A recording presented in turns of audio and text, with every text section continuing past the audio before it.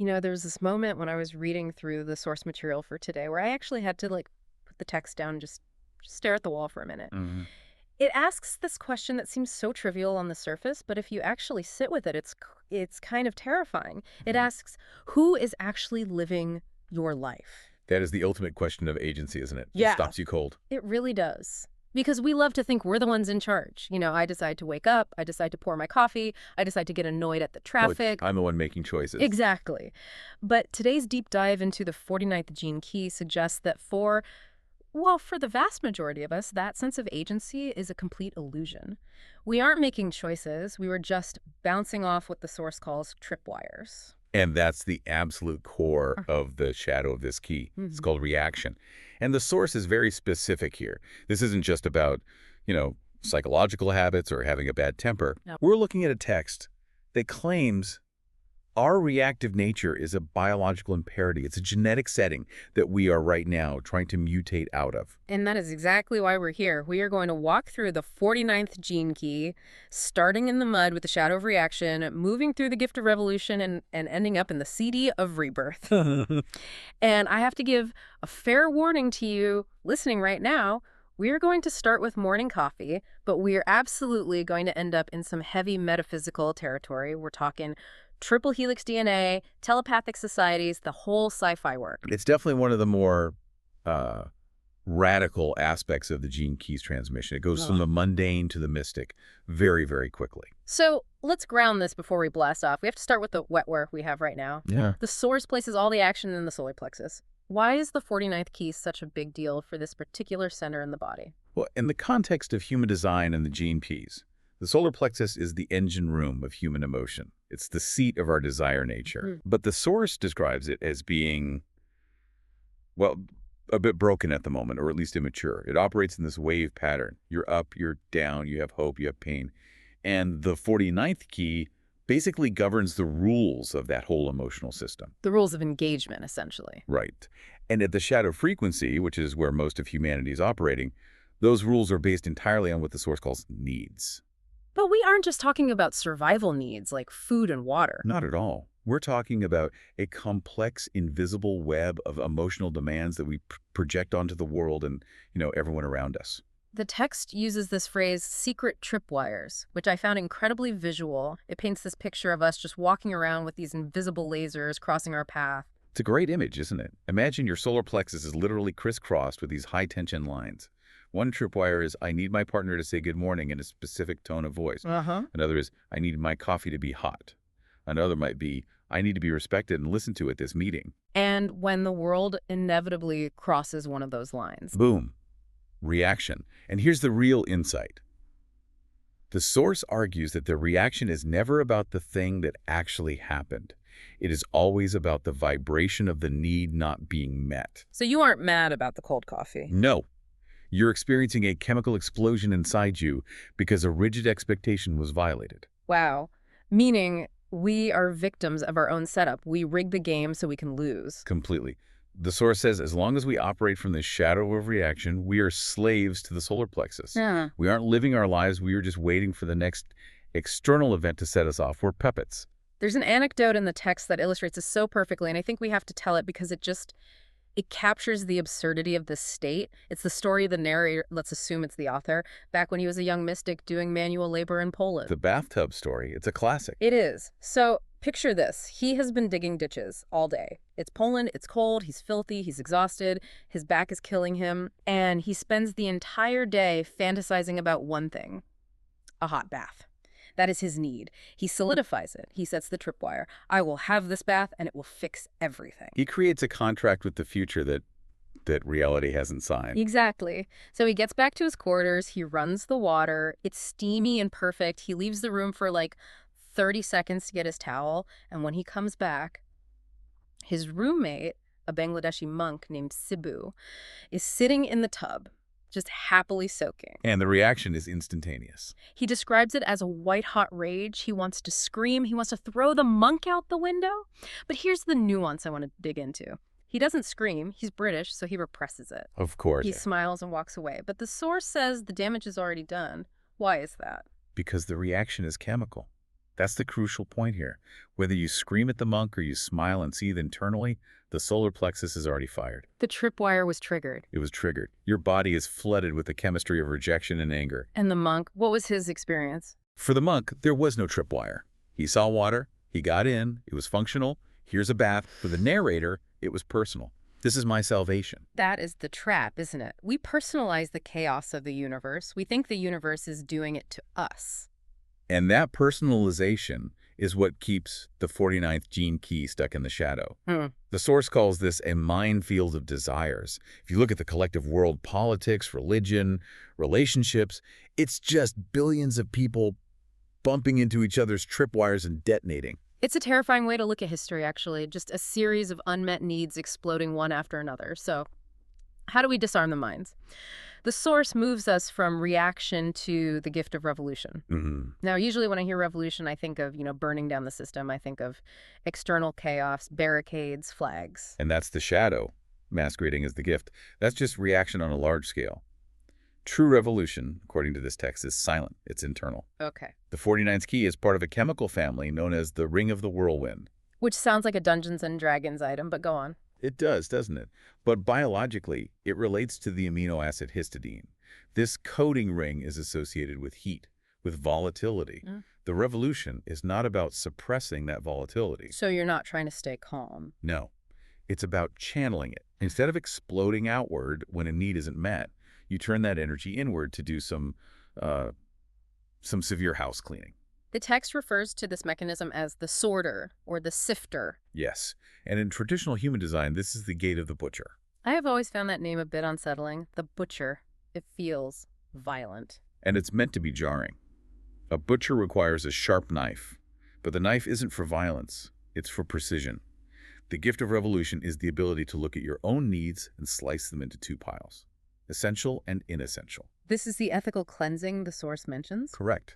And we have to be very, very careful with that term because cleansing has terrible political connotations in our history. For sure. The source is adamant.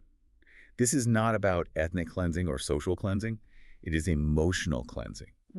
It is the individual looking at their own desire nature and asking, is this need real or is it just a habit? So applying the butcher's knife to the coffee scenario, or that cake scenario mentioned in the source. Right. Let's say you want that piece of cake or you need that morning coffee. The reaction starts to bubble up because you can't have it. The revolutionary inside you steps in and asks, is this essential for my survival? Is this essential for my soul? Or is this just a comfort addiction? And if it is inessential? You cut the attachment. The source says you don't necessarily stop drinking coffee or eating cake.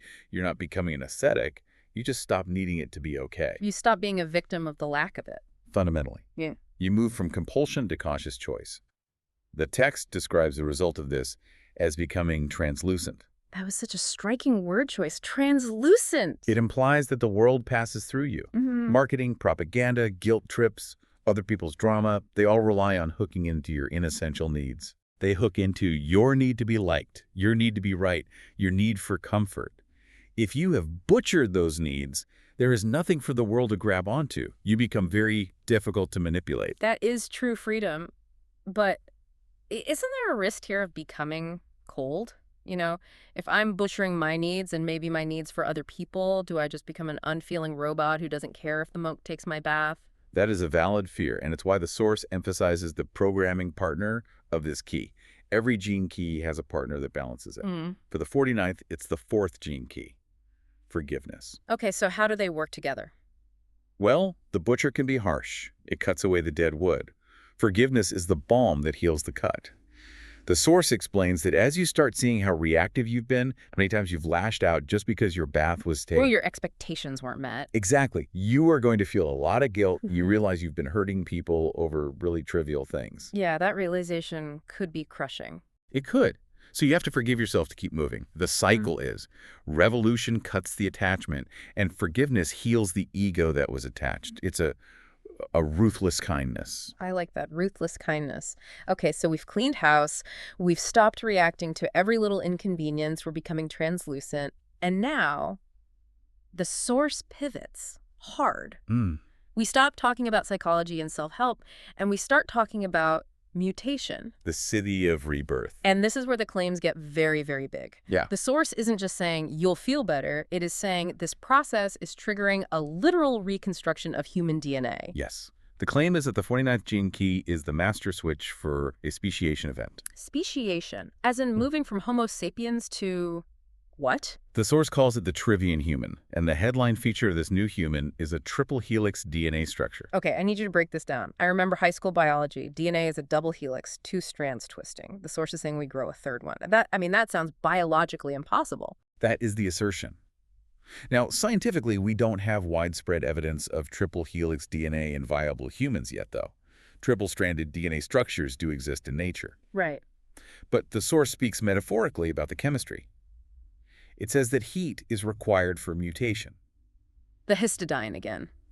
The ring of the whirlwind. Exactly. The ring of the whirlwind creates a kind of viral-like heat in the body. The source describes it as a voltage of unconditional love. A fever of love. In a way, yeah. Think about a fever. What does a fever do? It burns out infection. Mm-hmm.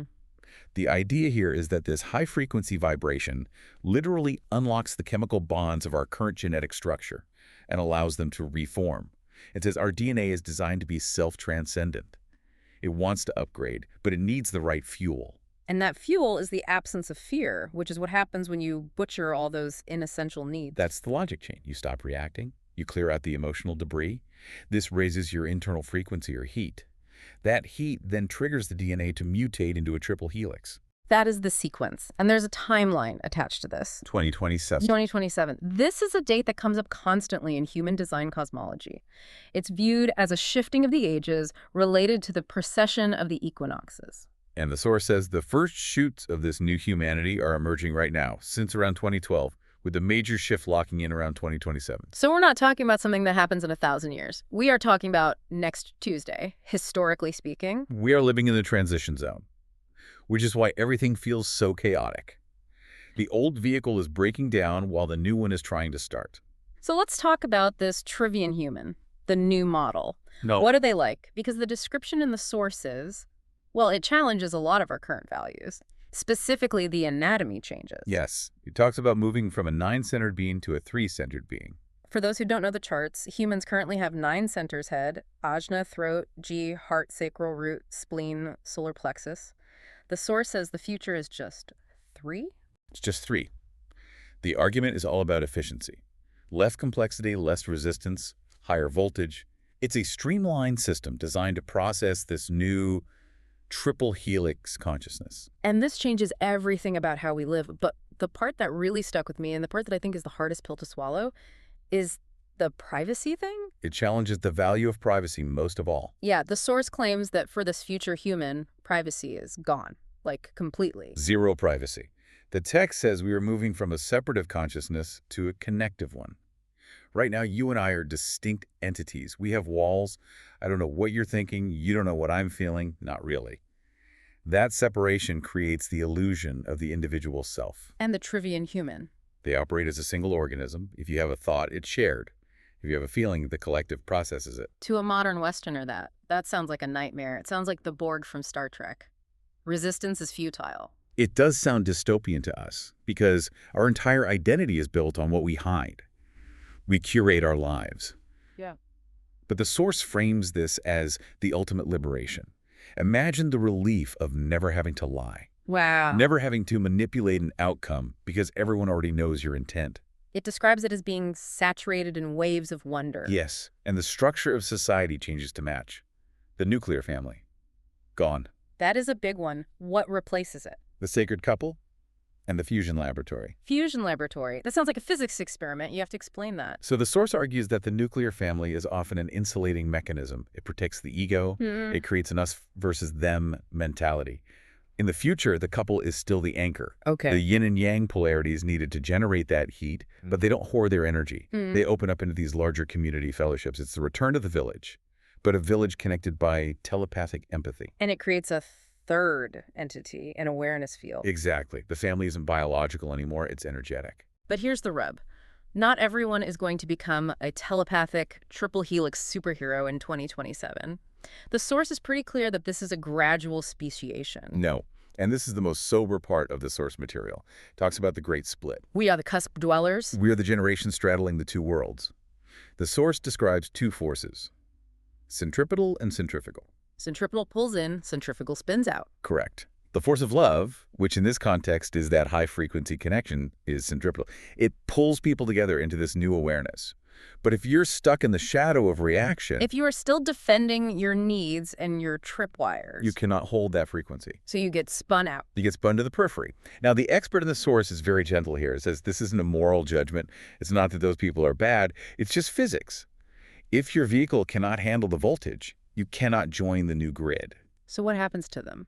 Those people will continue their evolution, but perhaps in a different way. Yeah. So they simply die out over time as the new species takes over. That is a heavy concept. It's evolutionary divergence happening in real time.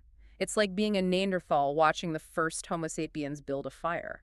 It is, and it leads to the final, and I think most important, instruction in the text.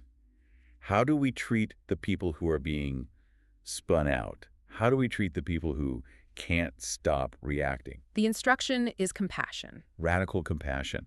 The source says we must hold the door open until the very last nanosecond. I love that image. You don't look at your grumpy neighbor or your, politically polarized uncle and think, oh, well, he's not making the cut. Exactly, because you don't know.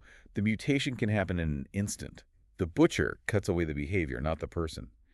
Your job, if you're moving toward rebirth, is to be the stabilizing force. You stop reacting to their reaction. You hold the frequency so they have something to resonate with, if they choose to. That is the role of the cusp dweller, to be the bridge, to keep the signal strong even when they're static all around. Yeah. It really reframes the whole self-help journey. You aren't just meditating to lower your blood pressure or be more productive. The source calls us reverse alchemists. I found that phrase fascinating. It just turns the old myth completely on its head. Yeah, usually alchemy is turning lead into gold, taking something cheap and making it valuable. But here We are the garbage men of the cosmos. The lead is the toxic emotional waste of humanity. The trauma, the rage, the disappointment, the reaction. We take that into our bodies, into our solar plexus, and we process it. We clean it. we recycle the suffering into light. And by doing that, we aren't just making our own lives better. We are literally preparing the genetic ground for the next species. We are terraforming our own bodies. It gives a hell of a lot of meaning to a bad day, doesn't it? It really does. If you can navigate a bad day without triggering a tripwire, without exploding at the monk in the bathtub, you've effectively done a microscopic bit of genetic engineering for the collective. So let's recap the path one last time, just to lock it in.